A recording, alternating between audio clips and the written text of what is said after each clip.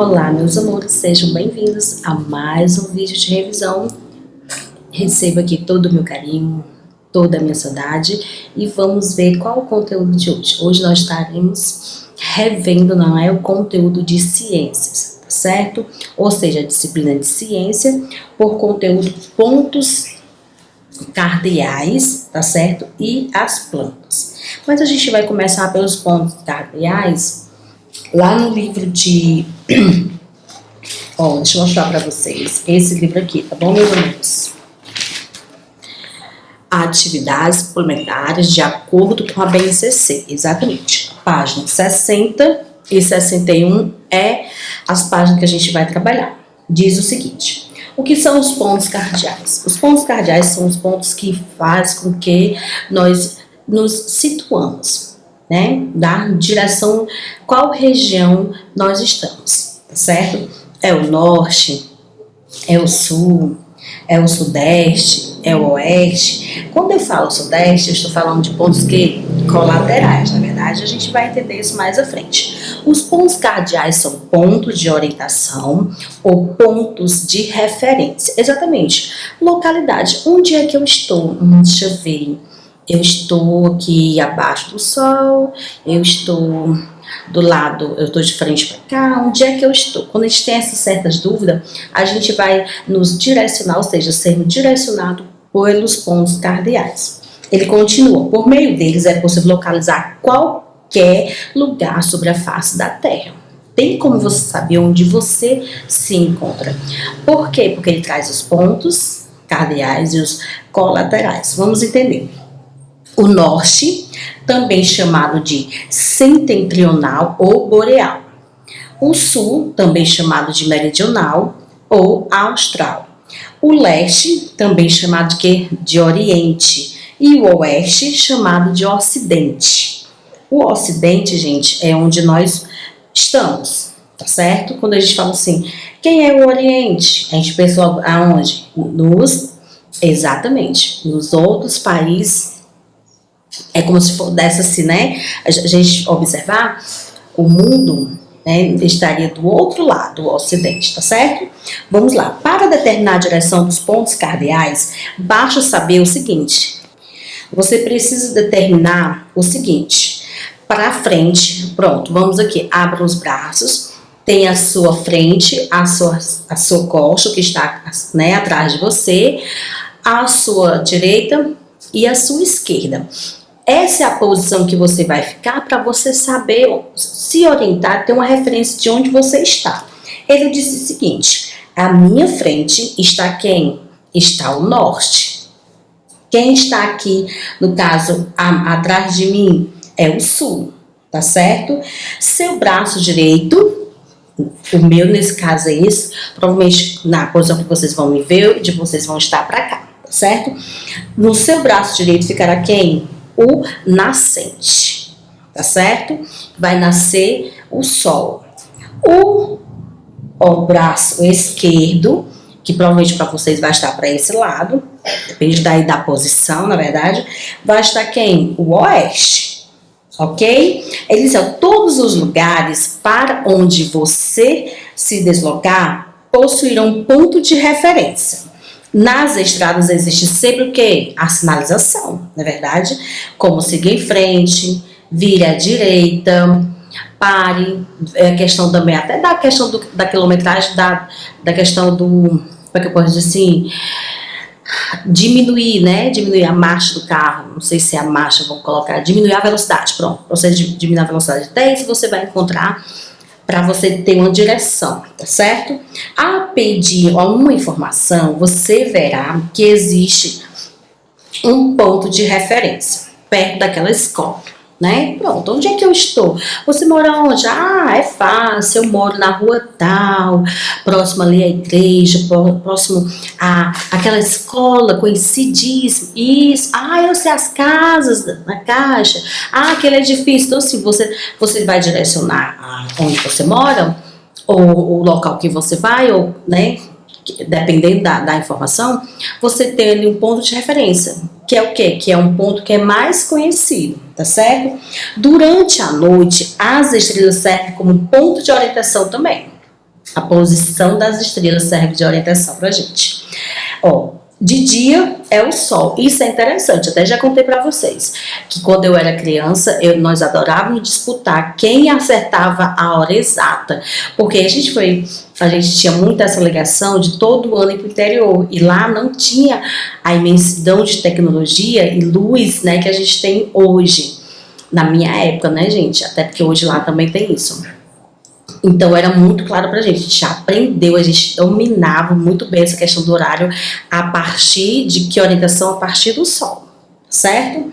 Entre os pontos cardeais, existem outros pontos chamados de quê? Colaterais. E entre os pontos colaterais, existem os subcolaterais. É por isso que você vai saber, através desses pontos, onde você está.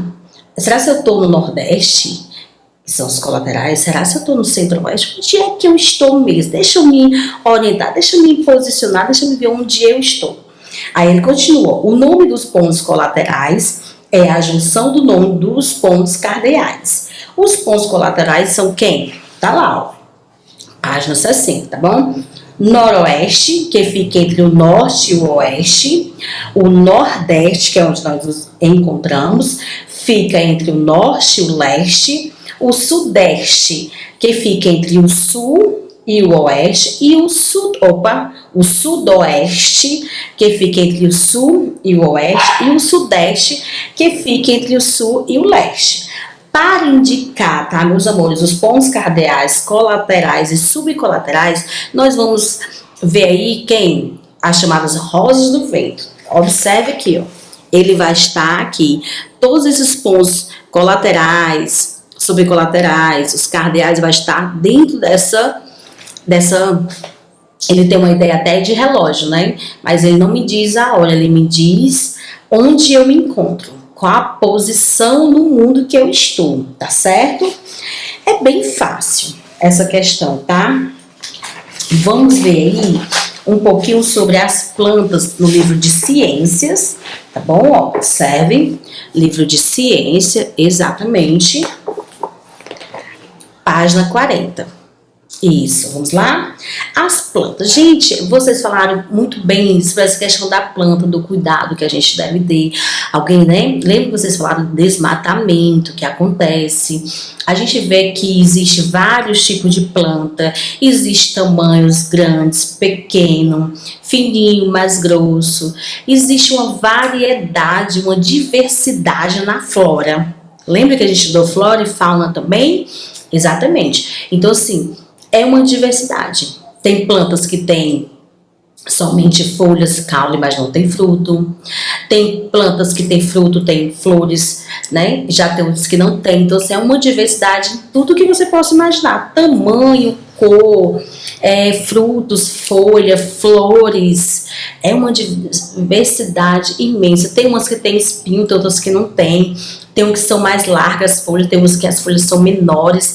É impressionante a característica humana. A gente observar o ser humano também tem muito isso, né, gente? Nós somos diferentes demais. Assim não seria diferente com a fauna e a flora, que é o nosso caso agora. Observe, lá na página 40, tá bom? Os vegetais são encontrados distribuídos por todo o planeta. Onde você possa imaginar, meus amores, tem vegetação. Apresentando-se de formas, tamanhos, né, diferenciado. Alguns vegetais não possuem flores, frutos, nem sementes, são os das que samambaias e os musgos. O maracujá é um exemplo de plantas que possuem flores, frutos e semente, ou seja, ele é completo, poderia se dizer, né, meus amores? Que ele traz toda essa partezinha interessante da planta. As plantas são consideradas seres vivos, sim, com certeza, são vivíssimos, né? E apresentam diferentes funções, perfeitamente. Cada uma tem uma utilidade na biosfera, né? E vocês sabem muito bem que nós já estudamos aí, a partir aí da vegetação, a questão da respiração, do oxigênio. A gente vai entender mais um pouquinho. Ele diz o seguinte, têm necessidades vitais, assim como os animais, eles respiram. Elas respiram, professora, lembra? Exatamente, elas respiram assim como nós. Se ela parar de respirar, gente, é porque a planta está morta. Morre também, professora, morre também. Igualmente o ser humano e o animal, tá? Entra em estado de decomposição também, tá bom? Olha só, o que é a fotossíntese?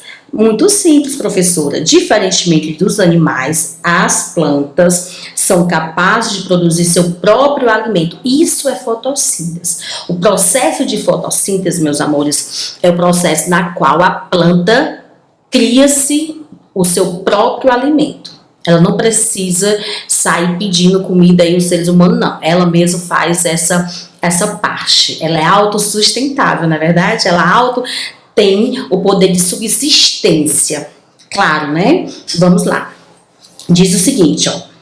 Como seres autótrofos, tá? Esse processo de introdução dos vegetais é chamado de quê? De fotossíntese. Além dos vegetais, as algas, tá certo? E algumas bactérias também são capazes de realizar a fotossíntese, produzir seu próprio alimento, perfeito. A produção de alimento, tá? Acontece na folha, lembra do estomatos? Isso, professora, eu tô lembrando, sim. Ó, na folha, que possui uma substância chamada clorofila, responsável por absorver a energia da luz do sol, porque essa absorção dessa energia, tá, dessa luz do sol é importante no processo da vegetação, é importante no processo de respiração e de vida, de subsistência da plantação, assim como nós necessitamos também dessa luz solar os animais. As plantas não ficam por fora disso, tá, queridos? Vamos adiante. A clorofila, tá? Também a clorofila também é responsável por conferir a cor quê? A cor verde. Exatamente. É a clorofila que determina a cor vegetal. Quando você pensa nos vegetais, você pensa o quê? Ah, verde. Pode ter o fruto de outras cores, pode ter a flor, as flores, mas assim, quando você pensa em vegetação, você pensa de imediato que cor? Cor verde. Na é verdade? Vamos lá. Ainda são encontradas nas folhas pequenas aberturas que se abrem e fecham. Esse é o processo. Certo? Eles abrem e fecham. Bom? De que? Aberturas que se abrem e fecham, permitindo a entrada e saída de gases. Utilizado na fotossíntese são os estomatos. Perfeitamente. Tá certo? Essa entrada e saída de gases faz esse processo de fotossíntese, ou seja, faz o processo de quê? De alimentação das plantas. Não é interessante? É sim, meus amores. É através do estomatos que ocorre a entrada e saída de gás carbônico, oxigênio e o vapor d'água. Essencial, gente, para as plantas, certo? Vamos aí na página 41. Lá ele vai mostrar ali um processozinho, tá, meus amores, da fotossíntese. Ele diz o seguinte, e a gente já estudou essa partezinha, que diz o seguinte, ó, lá na primeira, água e sais minerais. Os minerais e a água entram na planta pela raiz e são levados através do caule até as folhas. Lembra do processo de decomposição dos animais, do homem, da planta, que esse processo de decomposição é passado substância para o solo e essa substância do solo também vai para onde? Vai para o processo de fotossíntese, ou seja, da alimentação das plantas. Tá certo? É importantíssima essa questão. Olha só, a fotossíntese ocorre na planta durante o dia e noite, mas vale ressaltar que o seu processo maior de fotossíntese está onde? De dia, por conta de quê, meus amores? Isso, por conta do sol. Perfeitamente, tá? Olha só, é por meio das folhas que as plantas absorvem o gás carbônico do ar. A folha que é responsável, né, para esse processo, tá? Na presença da luz ocorre o quê? A fotossíntese. A parte da alimentação, da produção do alimento do vegetal, certo? A glicose, lembra que a glicose é o açúcarzinho, né? Lá da vegetação, é distribuída por toda a planta e o oxigênio é liberado para o ar. Ou seja, observe isso como é interessante. Ele distribui todo na planta e o oxigênio que é liberado vai para o ar, que nós o quê? Respiramos oxigênio e liberando o quê? Gás carbônico. Isso, vocês são maravilhosos. Vamos adiante. Resultado desse processo, formação de um tipo de açúcar, no caso a glicose, né? Que é o alimento dos vegetais, tá certo? Além de oxigênio, claro. Ele se alimenta, a gente precisa, às vezes se alimenta de quê? Não tão somente do pão carioquinha, né? De que mais, gente? Da carne, do arroz, do trigo, do macarrão, mas, tá certo? Ali do oxigênio, porque ele aqui nos mantém em pé também. Se a gente não respirar, o que vai acontecer? A gente vai padecer, tá? Respiração e transpiração das plantas, importantíssimo. 42, tá? Observe, as plantas, assim como vários outros seres vivos, também precisam respirar. Tá claro, né, professora? Só não precisava nem ler, porque isso eu já sei. Exatamente. Assim como qualquer outro ser, a vegetação, a planta necessita também desse processo, certo? No processo respiratório, os vegetais retiram o oxigênio do ambiente. Olha que interessante, ele puxa, né, e libera o que? Gás carbônico, tá certo? A troca dos gases entre a planta e o meio ocorre através do que? Dos estomatos, lembra? Abre e fecha, que é o processo que das folhinhas que suga e respira e inspira o que? Os gases. Vale ressaltar isso aí. Na respiração das plantas, as folhas, porém, absorvem o que? As folhas absorvem o gás oxigênio e o que? Tá bem aqui, ó, lá na página 42. O oxigênio do ar, ou seja, da água, é da água que ele tira esse oxigênio, tá, meus amores? Dependendo do ambiente em que vive. Exatamente. Aí vocês observam a imagem. Ó, deixa eu mostrar para vocês. Eu sei que vocês estão com o livro, estão estudando com o livro, mas deixa eu mostrar para vocês. Nós estamos, opa, deixa eu ver aqui. Aqui, ó. Tá certo?